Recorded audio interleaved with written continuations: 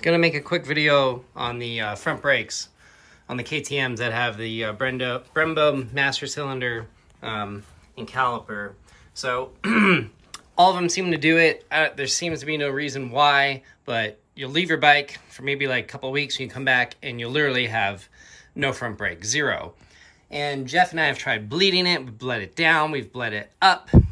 We've taken off the bike and hung it upside down. I've drained it completely, and the problem still persists. And I can't find anything on the internet that for a reason why or what fixes it. So the only thing I found that fixes it is literally taking like a zip tie, tying it to the brake as hard as you can, and I leave it like this for maybe like a day or two. And once you come back, then the brake works like 100%. So there's got to be an air bubble in the system somewhere that's getting caught up, and just by bleeding it and doing what we're doing, just can't get it out, even draining the system dry.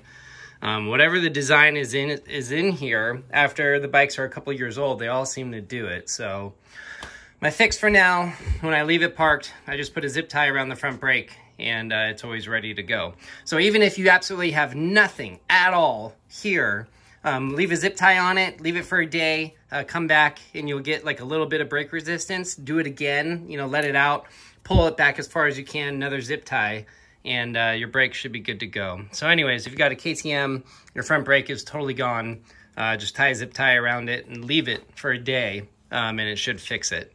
And it'll stay that way for about a month or two. So it's not like it's a short-term temporary fix, it's more like a longer temporary fix.